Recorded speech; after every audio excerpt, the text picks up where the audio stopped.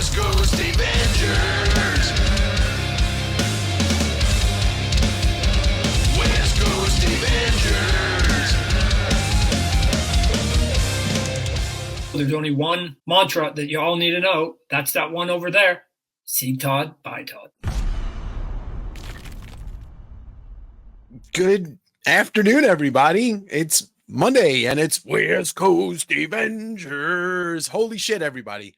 Special presentation of whatever live show today is, because Daniel Warren Johnson's going to be here to talk about the Extremity Signature Edition Kickstarter, which ends in 2 days. And well, I'll save the fanfare and the talk about it for when Dan is here, which will be shortly. He's the man, the myth, the heavyweight champion of the world, Daniel Warren Johnson. What's up, Dan? What's up, man? How are you? Good. Nice to have you on, and thank you for taking time out of your super busy schedule to come on this Lunatics channel right here. No worries at all. Can you hear me okay? Yes, I can. Yes, I can. The we joked around. The first question might be, why are you so damn good looking? That was Prince of Cheese wanted to know that. You know, I don't know. Well, that's very flattering. Thank you. You know, funny thing about my good looks, if you'll notice, the bridge of my nose is a little crooked. Yeah. It goes like this. That is because I accidentally hit myself in the face with my own guitar like 6 years ago. Were you twirling it? I was putting it on my body and I hit myself in my face with it. So it was not even that cool. All right. Well, look, we can't all be as coordinated as, you know, somebody that plays in front of 50,000 people every night. But It's like, true. I like your is that a Rucking Fountain thing shirt? This is a thing. It's like the Korean box Korean. set. Oh, Okay. yeah. Greatest science fiction movie of all time, maybe? Maybe? It's really good. Yeah. Well, I know your time's pretty limited, so why don't we jump into talking about Extremity, the Signature Edition, the Kickstarter, which ends in 2 days, is currently at $240,252. So we've got 2 days left, 250 grand, I think, or it's 275 that releases the last what's that called? Unlocking the last tier. Tier. Yeah, let's call it a tier. Pledge. Stretch goal. There we go. Thank you. Stretch Geez. goal. Well, so what this is, and I obviously want to let you explain it, but Extremity was your 12 issue epic Revolutionary War family story. And this is the story presented in only the original art, correct? That's correct. Yeah, so no dialogue. So let's do this. So if you've never read it before, this is a hard way to read it, but if you are looking to see the amazing original art, this is the way to see it. You know. I mean, yeah, it is a niche. It's a niche thing, I think, for sure. Mm-hmm. But it's one that I am really excited about. Sure. Especially when I get artist editions from like other people. And you know, if I'm buying like an artist edition of something, I have read this book a few times already. Mm-hmm. And Yes. I'm looking to get into the nitty-gritty of like what made that art sing, and a chance to view it in like full color with like the bluishness of the whiteout and Mm-hmm. the scratchy pencil marks that were left over because the eraser didn't quite do its job that well, or even, you know, there's plenty of spots where I missed erasing. Yeah. Like in the corners, you know. This stuff is the thing that I've always really loved about kind of behind the scenes looks that an artist edition would show. So I have quite a few. They're all up there. Yeah. I have a strong shelf in my bedroom that supports about 100 pounds of artist editions. Yeah, like when I was moving them, we moved into this house and I had like 6 or so. I have more now. Yeah. And you have like these like terrible, like, what have I done thoughts. Like, I have all this stuff. But then now that I have my library set up and it's on its shelf in the nice little section, I'm like, I'm feeling like I want to be inspired today. So I guess it's kind of a bold claim for me to hope that an artist edition might inspire some other people, but that is, I guess, essentially the goal. So, Yeah, and it's a way, and for anybody listening who's watching, the link for the Kickstarter is in the description below, as well as Dan's YouTube channel and everything else you need. But for somebody that collects original art, and I don't know if you can see your double page spread from Ghost Fleet right here, hell which is yeah. your Optimus Prime prototype, as I like to call it, but not. You have the Proto Transformers page. That's right. That's right. But for people that can't afford to collect original art, because it is not cheap, these artist editions are exactly what we all want. I mean, you get to see it all, and it's like having the original art, except you just can't feel the tactility of the whiteout. That's pretty much it. It's true. I mean, like, so let's be real, okay? There is a bit of a swashbuckling swagger to saying that you own a cool piece of original art. There Yes. is some, hey, and it's not like a bad thing. It's like we want to point to something in our house and be like, that's the thing. Yeah. And I respect that. But just like you, I mean, I wish that I could afford all the original art that I want, but I cannot. And I'm trying to get my kids through college eventually. So instead of buying another piece of original art, I can get an artist edition for much cheaper. And it's still, like you said, provides that, for me at least, it provides that excitement and that kind of peering through the, I don't know what the word is, like, it's you get to see some of the special sauce that makes the book the book. It gets you that much closer to the seemingly rubbing hands together magic of making art and stories happen. That is just literally like pencil, ink, and paper. I mean, it's like very.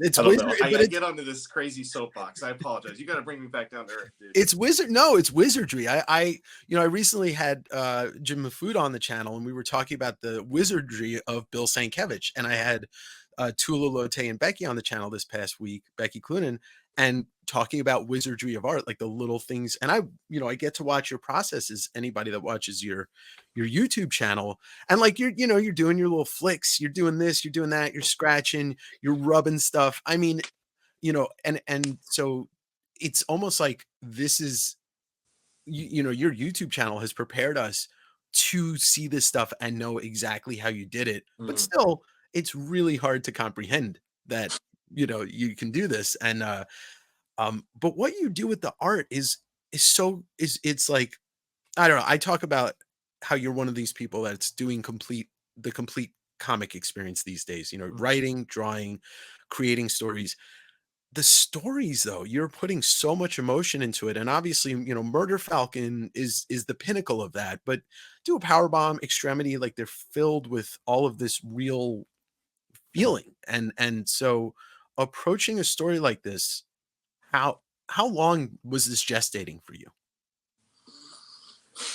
Well, when I actually think about relative to, like, say, somebody like J.R.R. Tolkien, who like spent 20 years writing The Lord of the Rings. Yeah. Not very long at all.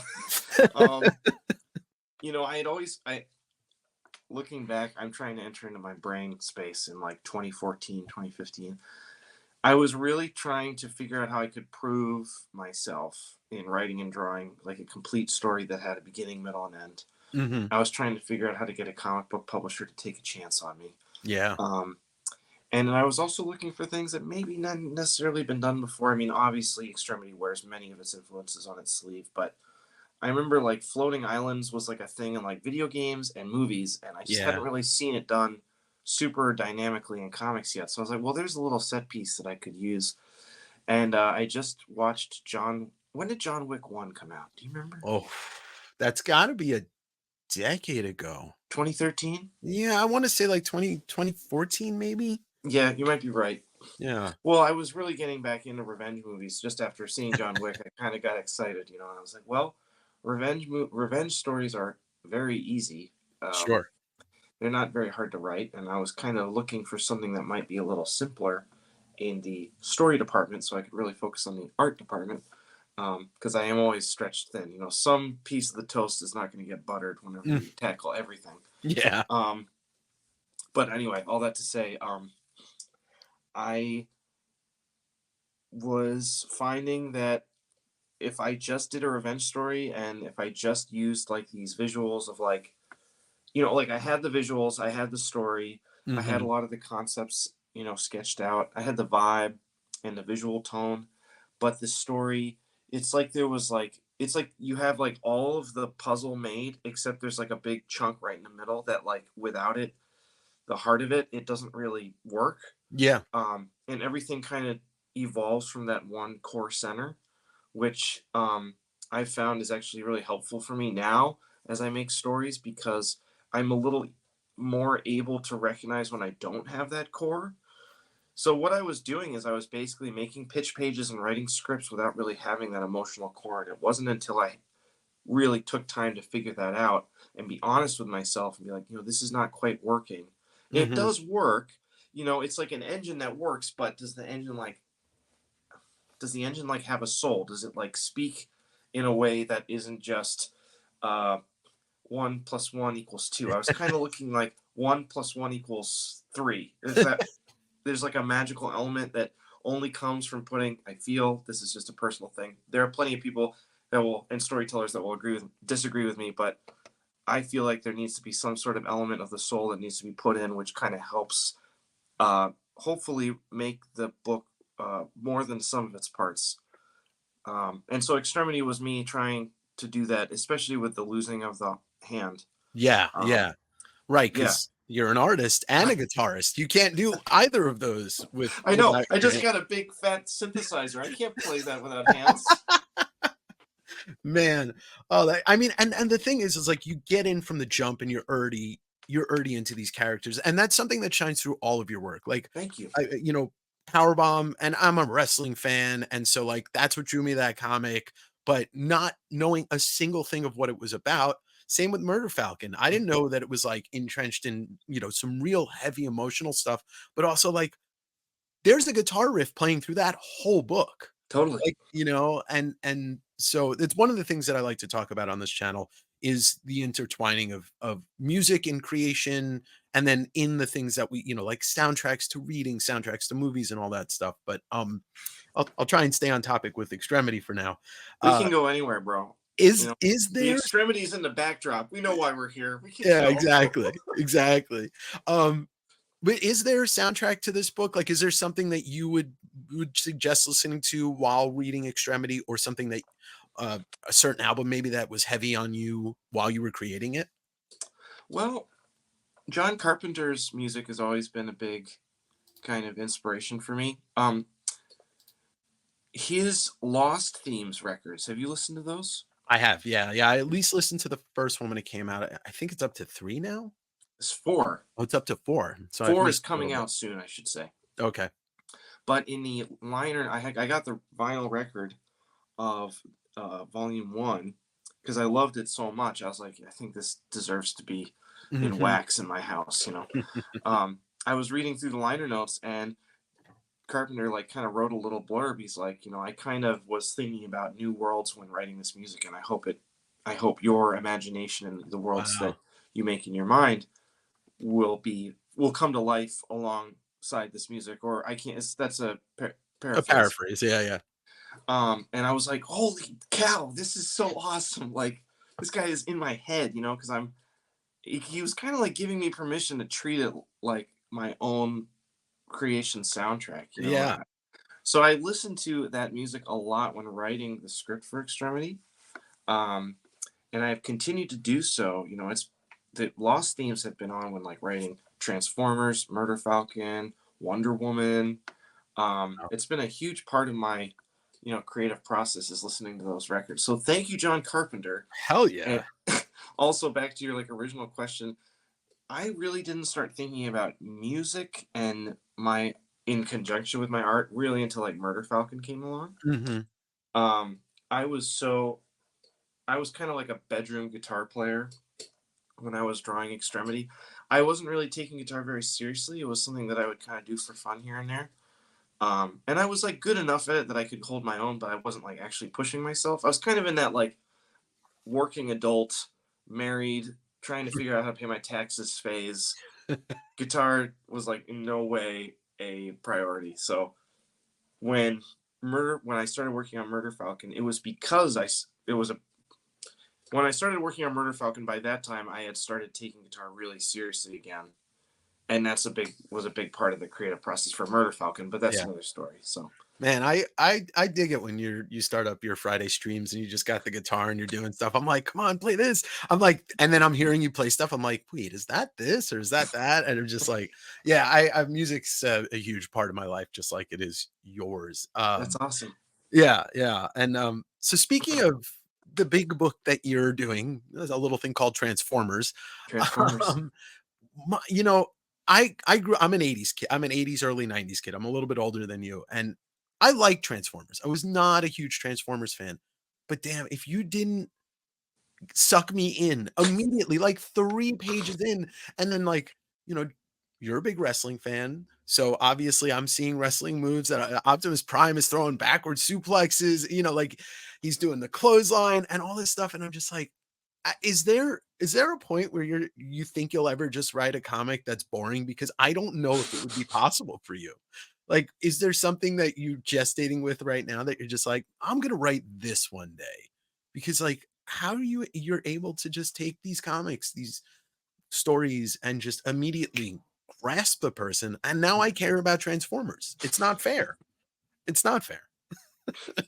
You know what? My art rep, I have an original art rep. His name's Yeah, Felix. Felix. And I called and I told him, I'm like, hey, I'm thinking about doing Transformers. What do you think? He's like, what? That's not gonna sell.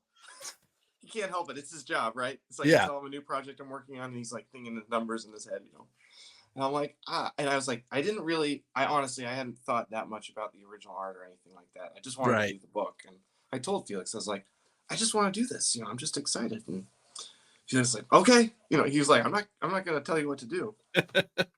And then like, after like, it was the first issue had been out for like 2 weeks. He calls me up. He's like, where's the best place to get an Optimus Prime toy? Yeah, you got him.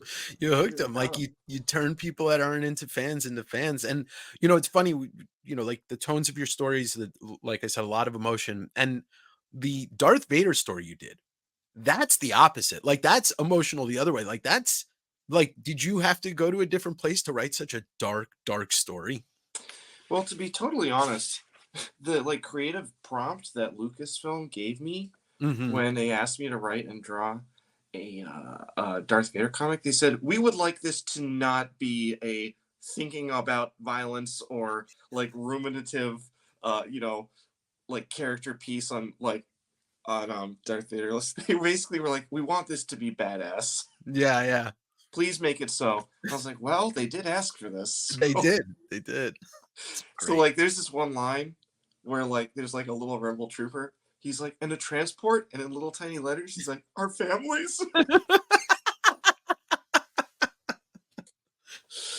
I was like, I just kind of like, I don't know subtle. This is a bad thing. This is a self-critique. I don't know subtle. Whether it comes to a fight scene or emotions, or whatever, I have this tendency to write and draw like a hammer, and maybe that will come back to bite me in the butt or whatever, but I can't help it. The 2D space feels so not constrictive. What's the word? I just feel like I have to work really hard for it. Sure. It's like it's a piece of paper that you're kind of interacting with, and I feel like I need to shout. Yeah. Well, I mean, it's engaging the reader's a big thing. Like I talk about it, and this as a content creator too. Like people have to be engaged because there is too much going on around us at all times now that's accessible, that and I say that about my shows. Like I don't want to bore anybody because I don't like being bored, so and it's funny you say that because you're kicking ass and taking names. I had a couple comic stores owners on the channel last week or 2 weeks ago, and it was Aton from Cape and Cal and the two guys that own Comics Place Bellingham. And I know you did a signing at Cape and Al. Yeah. And we all kind of agreed that, like, I don't want to put a huge burden on your shoulders, but the gospel, like the DWJ stuff is really bringing people into shops and keeping them there. That's Nobody, awesome. like, people aren't just buying Transformers, they're buying Transformers and then they're looking around and buying some other stuff. Yes. And that's, once again, I don't want, I know it's a burden, to think about, but comics can use more people like that, putting great emotional stories out with great action. And you and Spicer, it's like Spielberg and John Williams or something, Thank you. you I'm gonna tell know Mike you said that. yeah, and I feel bad, and I've heard you say, like, this, the Extremity, the signature edition, Mike's a little left out of it, but it's just a testament to everything that was created on paper. I think you're right. And yeah, it's kind of I think of it as like a celebration of my wife used to work in theater, and like you can't make Mhm. anything in theater without a crowd, Yeah. and it's like something that I actually really respect about that craft because I'm like, I can't do that, you know. But I think in some ways the signature edition of Extremity is a bit of a celebration of the kind of like we said before, the magic, the wizardry of like Mhm. taking something that you are excited about and figuring it out and wrestling with it. Because I did wrestle with that SHIT of Extremity Yeah. and getting it onto a 2D page and hoping that the world listens. It's intimidating. Yeah, I'm really excited to see, there's a specific page that kinda stood out to me that's not an action page, although that first, double page spread is amazing, Thank but you. it was the one of the die cut of the tower where Yes. that page to me, like, you could easily take shortcuts and Mhm. not put the detail in there, but you look, and I couldn't stop looking at that page. I, like, flipped the next and I'm just like, "Hold on, I wanna see what's really going on here." Do you still own a lot of it? I know you sell a lot through Felix, but is It's funny that you mentioned that page because I actually gifted them that to my dad oh, wow. for Christmas, I think. I remember he was reading it as it was coming out and he met I think that's issue 4. Yeah. Whenever that issue came out, he was like, "Hey, that page was awesome," and I saved it and I sent it to him for Christmas, and he framed it, and it's in his office in his studio, and he has like those cool frame lights that are Oh, like wow. shining Yeah, on it, yeah. Um, so that's still in the family. I have 3 pages Mm, from some scattered around the second arc mhm. that nobody was buying. They were sitting on Felix's site, and I was like, I think I just kind of want to keep those if we're not going to sell them, or if they're just going to sit there. So, Yeah. um, and then we still have all of issue 10, I believe. Oh, okay. Yeah, Felix is hanging on to it. Um, A rainy day. yeah, and so I still have some of it. But yeah, when it first came out, people were kind of. There were definitely it had its fans for sure, Mhm. but it's not like it was this big hit or anything. It took a little while to get steam, and it's funny because it's like how many years has it been now? Is It's it, like 8 years ago. yeah, 7, 8 years. It's a Wow. long time. Well, I mean, that's, and I was a little late to the game. I had heard your name. And I just, it was like one of those things. I'd pick up a book and go in a stack and then, Yeah, get to it. And then eventually I had gotten to do a power bomb and I was just like, oh my God, it just exploded my brain. And, I don't watch too much wrestling anymore. I was early 80s, obviously grew up with Hogan and stuff, but then the Attitude Era, and then, from what, 97 through 2005, I think I went to like 70 live wrestling events, or damn. something like that. Yeah, I went to like 3 Rumbles, couple WrestleManias, like I was in the shit, but it never leaves you. You never, I went to go see, I think it was when what's his name retired for the first time. Yeah, Daniel Bryan. Um, Wow. yeah, I was there ringside, and I hadn't watched wrestling in a couple years, but I knew who he was, and then it was just like you never lose the love for watching it. But That's special stuff, man. yeah, it is. It is. I know you got to go soon, but I do want to ask a couple other things. Your Very good. manga influence in your Japan, like I know you go to Japan on the regular. Um, is that just like when did that start? Like where was your love for manga when it started and then your first trip to Japan? Well, I wish I went there on the regular. I've been there twice. I went there in Okay. 2015, and I went there last year in Last, November. yeah. But I hope to go again. My dad wants to go, so I'm gonna take Oh, my that's dad. awesome. That'll be my excuse, you know. Um, but manga, the first manga, I think it was maybe Ranma One Half that was in my library. I remember like my young adult librarian lady, the person who worked there. She was awesome, like really Mhm. a really cool person, and she had her finger kind of on the pulse when it came to like new things that were coming out in the States. And Dark Horse was publishing a lot of that stuff in the 90s. Yeah. So she was getting that. And I remember books like Love Hina, the like Mm. romance comic that I actually really enjoyed. Hellsing.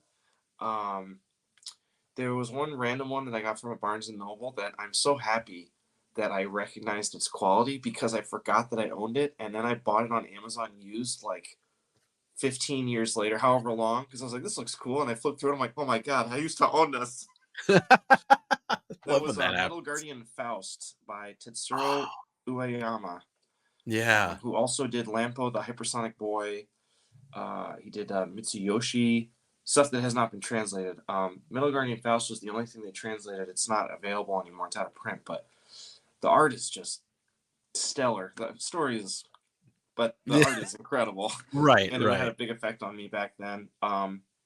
So I was kind of getting anything I could get my hands on, and but at first it was very slim pickings. This is in like the mid to late 90s. Mhm. So, and then Yeah. as more things got started getting translated in the early 2000s, I had no money, so I was like trying to figure out how to like read all of my Full Metal Alchemist, the manga, Mhm. because that was a great manga. And like I remember like saving pennies, dude, pennies, so I could get volume 3 of of like um Full Metal Alchemist. And Alchemist, I yeah. did it, you know, and then I forgot about sales tax and I had to go find some more pennies. Well, yeah, I know it's a huge influence on a lot of people, and it was never in on my radar, but over the last year and a half, lot of chats with Jim Rugg about manga, and then befriending Sean, Japan Book Hunter, who I've had on the channel. Yeah. Like he's opened my world up to the, like stuff that I really am interested in, like Sayonara Nippon, but then like Mhm. crazy horror stuff. Yep. That he's like, oh, you got to check this Shintaro Kago story out. But it's such an interesting world, and like their culture being so centered on comics and comics making it's so interesting to see. So the more that American comics makers talk about it, I think the more that it's going to open the rest of our minds up to this whole other literal world country of comics making. I think it's true. And I think like also you look at like, I don't know, think of like a Silver Age artist that maybe is not mentioned in everyday conversation in like modern comic zeitgeist. There's tons of them, right? Like Marie I'm having Severin. trouble. Yeah, okay, sure, there you go, right? Yeah. So those like that exact same kind of like level and vibe and where they were in history exist in Japanese comics Yeah. that we don't know about. You know, like we know like Full Metal Alchemist and like um, Jujutsu Akira. Kaisen and all like there's all Yeah. these A-list titles. You know Yeah. that get fed by what what the modern kind of popular thing is right now, which is not bad. It's not a bad thing, but it's the simple fact that like there were A-listers and B-listers and C-listers that were incredible in Japan in like the 60s and 70s and Yeah. 80s, early 80s that are completely gone. I mean, they don't really either they don't make comics anymore or they're doing something else or Yeah. Or they and passed on. Sean over at Japan Book Hunter is fighting that good fight. You know, he's like he's giving me new questions to ask, like things I didn't even know, like Battle Slave Lusa, you know, with a Or metal arm in the fighting or pits. or for me, it's I have a cursed face on my back. Like this shit is it's so wild, and it's like it expands the palette, it Yes. expands the things and the way you look at things. And he's somebody that I'm glad I befriended, and he's like, dude, whenever you come out to Japan, I'll take you hunting for books. And I'm like, yeah, I'm gonna try and go out there, if this not this year, next year. But yeah, and it's just and one of the things about this channel and about talking to creators is I want to learn more, and I Mm. want to be able to share that with people, so that we're all not sitting there stale or bored or complaining about the comics that are coming out. And, you know, I push back against all that. And I love that you put a lot of emotion, a lot of your personality in the comics. And one of the things, and bring it back to Extremity, one of the things I love about it, you know, I listen to punk music and metal music since I was a kid. So I push back at the system in general. And the quote, "Remember why you fight," really, you know, that's the theme, one of the themes throughout the book. And it's just so strong to me. And it just, you know, it's one, you know, was that specific line, was that something that like came to you quick, or it was in the middle or towards the end? Is it something that was just, you wrote it down and it was nothing special? Oh man, dude, I'm so sorry. It is totally the last one. It's okay. I was like, should I lie? Should I lie? No, we're gonna be honest. Right. You know, like, But it's a great line. It is a great yeah, line. it is. I definitely came up with that on the fly. Well, I mean, you know, that sometimes the simplest nondescript things become the most important things, you know, like some, you know, the simplest line in a movie becomes a catchphrase, you know, or a song that somebody wrote, like Kurt Cobain wrote in 30 seconds, becomes "Smells Like Teen Spirit," you know, like Yeah. you never know what's really gonna hit people at the core. That's very true. Yeah. And so I know you've got a super busy day, but I really would love to have you back on for more in depth. And I know you're busy. I know you got your swing classes. I know you got I know you got your YouTube channel. You got kids, a wife. You've got deadlines. But you know, I would love to make time for a more in depth chat, because um, I love pushing the medium on this channel, and it just makes me happy to talk to people about creativeness and inspiration and all that stuff. Well, So stay tuned. We might be reaching out because I have more books on the horizon, and we're going to need somebody to talk to about them. yeah, and you got a sci-fi epic that you're working on that you won't tell anybody about, but I'm excited. Not a soul, but it's coming. Well, we've got 2 days left for the Kickstarter. The link's down below. This video will be up on my channel forever. Dan's channel, Daniel Warren. What is it? It's Daniel Warren Johnson 1, right? That's the YouTube. Oh, yes, I think so. But if you just look up Good Daniel, you'll find me. Yeah, hanging with D. I like to call it, like I said, I like to call it hanging with D-dubs. It's just, you know, it sounds like a sitcom starring you. But last question I'll ask you: best wrestling match ever that you can remember? That I was at, or that just in general? No, just in general. That, like, something When that you. I don't know if this is my favorite or the best, but Kenny Omega versus Naito G1 Climax 27, that final. Kenny Omega's the shit. Dude, he is. And, you know, Naito's knees weren't as bad then. Yeah. And it was just a special time, and that match is so great, and the crowd is so invested. When I'm trying to get people to watch wrestling, I give them that match. All right. I go classic first Hell in the Cell. Taker Mankind. I mean, I remember watching that on pay-per-view, and just like JR, I thought he was dead. My God, he's dead. You know? But yeah, it never, you know, like, I'll watch that and I still cringe hard. I'm just like, oh, come on, Mick. You know. But I really appreciate it, and I'm glad I was able to get you on for a little bit. And you know, I think you know, you would find a good time. I know me and you would have a good in-depth conversation. So whenever we can arrange that, let's talk music and wrestling and comics. Sounds good, brother. All right, man. Enjoy. And should I bring Shannon back on? I don't know if she's still here, but Shannon, thank you. And you know, I'm gonna stay live for a little bit and talk to my people, but I just want to say thank you to you both. Really appreciate it. Thanks, dude. Dave. I'm off to my next one. I'll see you later. All right. See you later. All right, Shannon. Thank you. Well, everybody, that was awesome. Let's Give me fuel, give me fire, give me top. Yeah.